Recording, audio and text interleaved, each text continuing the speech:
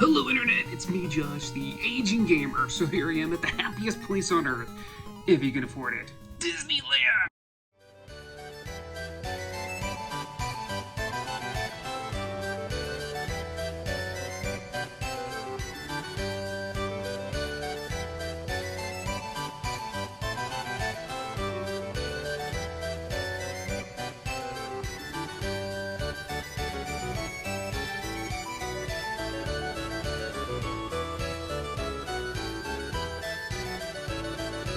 So, me being the gaming nerd that I am, can't help but walk through the gates of Disney and think about how there is indeed a retro video game based off of this place. I'm of course talking about Adventures in the Magic Kingdom. Developed by good old Capcom and released in 1990 for the Nintendo Entertainment System, Adventures in the Magic Kingdom is a game that actually adapts popular Disney rides into video game form. I think I'll take advantage of this golden opportunity to compare real-life rides to their video game counterparts. Let's check this on out. Ladies and gentlemen, this is Adventures in the Magic Kingdom.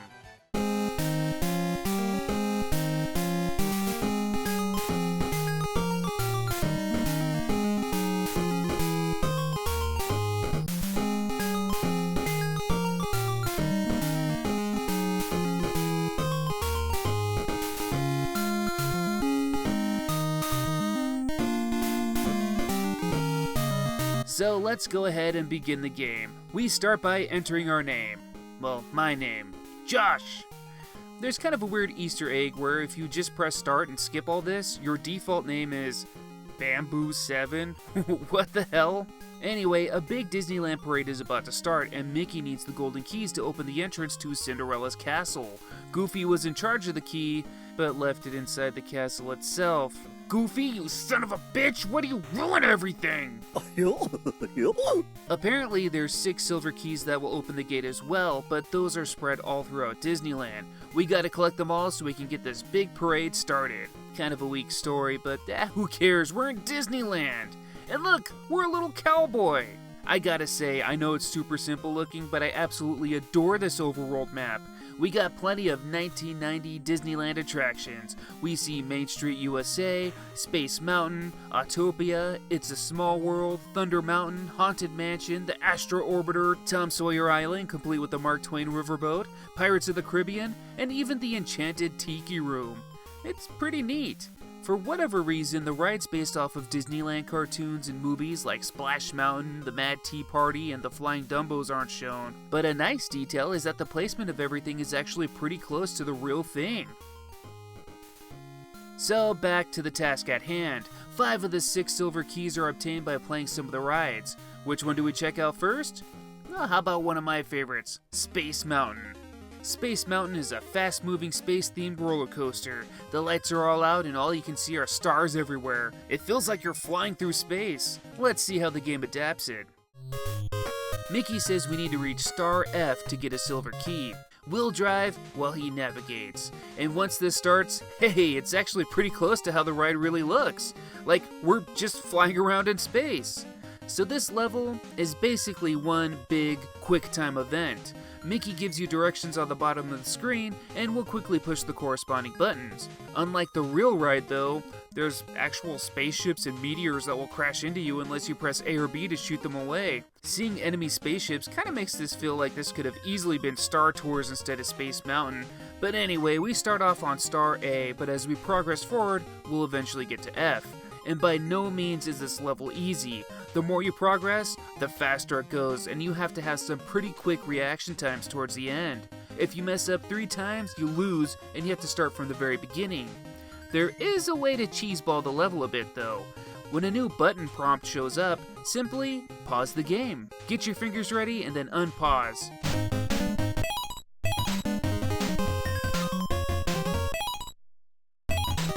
It's cheap, but hey, it works.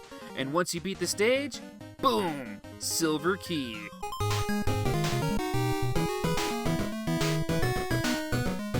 Time for the next ride. How about Autopia? Panhandle Pete has stolen the key and he won't give it back until we beat him in a race. Well, I'm not sure which one of these is Pete, but let's go!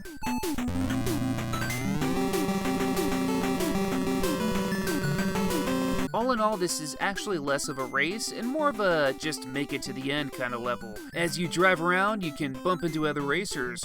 You'll drive on bridges, fly off ramps, and oh shit! This level is pretty easy and straightforward for the most part. The only time you'll get caught off guard is when this bridge isn't extended all the way and you have to stop and wait. Other than that, it's an easy win.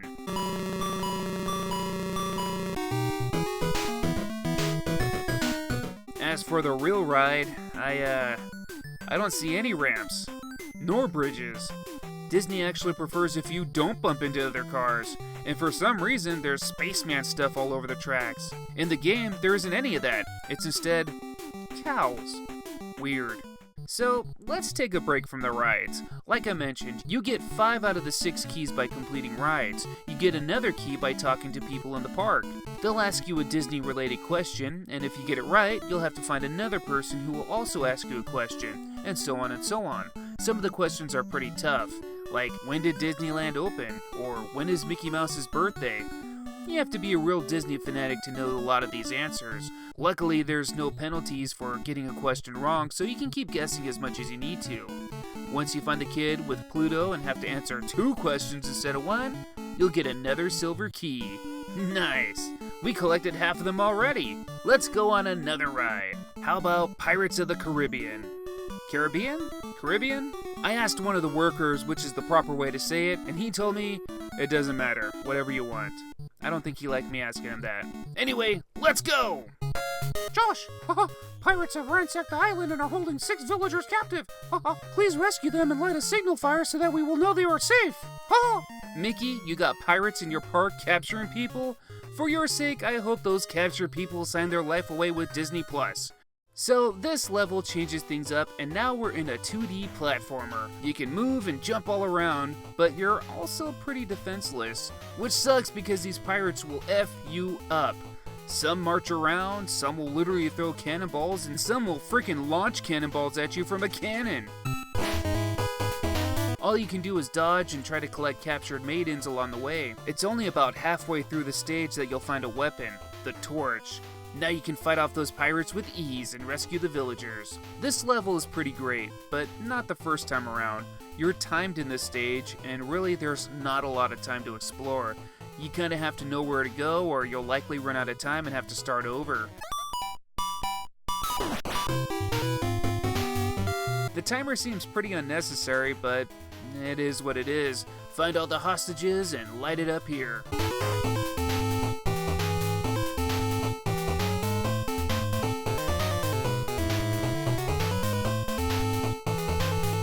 Yeah, thanks for saving us. Take the silver key as a sign of our gratitude.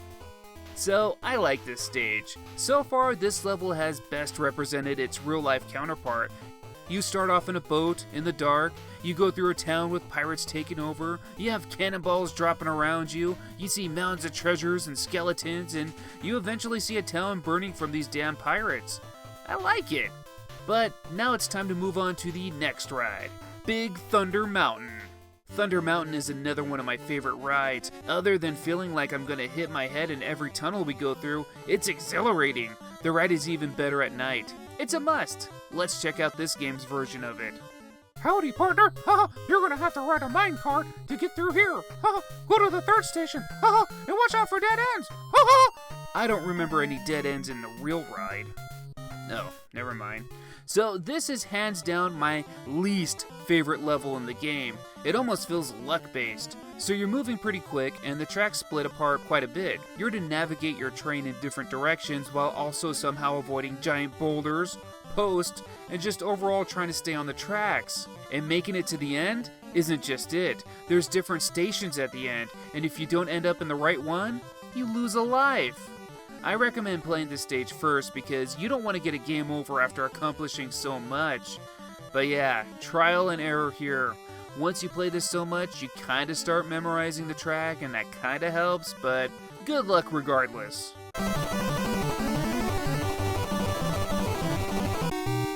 You'll be looking for this, I reckon. It's real silver, yes sirree. What? If Goofy had the key the whole time, why did I have to suffer through all that? You stupid son of a bitch! Well, one more ride left, and it's another one of my favorites, the Haunted Mansion. 99 ghosts are in the house, but they're always looking for number 1000. Be careful, they might want you! This stage is another 2D platformer. This time, though, we're armed with a candle. Ghouls and zombies hate candles, apparently. It makes their head fly right off. We'll quickly enter the mansion, and you'll see a lot of the signature spots from the rides. Hands coming from the caskets, dancing ballroom ghosts, talking heads, and even walking past a mirror with a ghost appearing. This stage is pretty straightforward, and it has us jumping quite a bit. We'll be jumping on falling chandeliers and floating chairs to get by. At one point, we'll be floating around while also getting attacked by haunted books. Ah! But if we make it to the end, we'll come face to face with our only boss in the game, against this ghost called Master Spectre. He's been sneakily watching us throughout the stage. He was there floating around at the very beginning, and he also appeared in the mirror. This boss fight can be tricky as he follows you around and doesn't give you much space to jump around him. Well, if you've been collecting enough of these stars throughout the games, you can make this fight pretty easy. Press select and you'll access this screen where you can spend some of your stars to become temporarily invincible. Just start launching your candles like a madman and you should be able to defeat this boss quickly.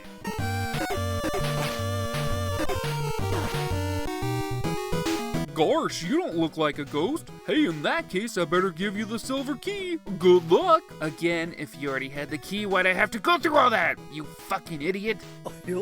To no surprise, I find the spooky level of the game to be my favorite. My only nitpick is why couldn't they have the boss be Madame Leota instead of some random ghost? That could have been a pretty cool reference. For my trip to Disneyland, everything was all decked out with Nightmare Before Christmas, but a lot of the signature spooks were still there. It's a fun ride, and this level did a great job adapting the attraction to video game form. So, we caught all 6 keys. Let's go find Mickey.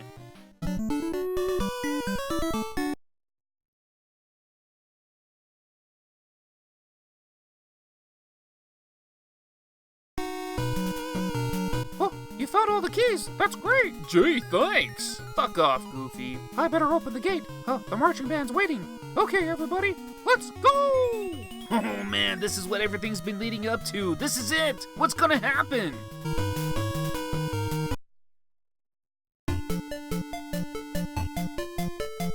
What? What the hell was that? I thought I was gonna get some kind of final level or something. I didn't even get a real cutscene. All that hype for a parade? And I didn't even get to see it. I got bamboozled. Well, that's Disney's Adventure in the Magic Kingdom by Capcom. Does it hold up? Not really. While I do like the platforming parts, the other 3 rides are kind of a bust. Autopia isn't anything special, Space Mountain is not fun, and Big Thunder Mountain flat out sucks.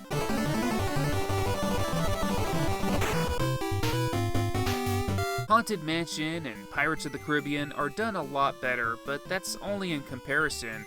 It's really just standard platforming. I really like the idea of all the rides having different types of gameplay, but I almost feel like this whole game should have been a 2D platformer because then maybe Capcom could have focused on one type of gameplay and made it really polished. By the time this game released, Capcom already had other NES Disney games like Rescue Rangers and DuckTales under their belt, and those games are fantastic. Adventures in the Magic Kingdom should have been held to that same standard. Another thing I want to bitch about is that this game felt a little short. The whole thing is basically 5 levels, and it can be beat pretty quickly. There's still a lot of rides they could have used for levels, like the Matterhorn, Jungle Cruise, Submarine Voyage, and heck, even It's a Small World. Overall, this game feels a bit rushed. It's not a bad game, but it's not that great either. The best parts of the game to me is the homage to its real-life counterparts. For the most part, it does a pretty good job of that, and anyone who is a fan of Disneyland should enjoy all the little references. The game isn't unplayable, but if you want to enjoy Disneyland, you're better off going to the park. But those are just my opinions. You guys let me know what you think of Disneyland in the comments below. Tell me what you think of the video game, and also, what's your favorite Disneyland ride? I'm very curious. But anyway, you guys take care, like, subscribe, all that good stuff, and I'll see you all on the next one. Take care!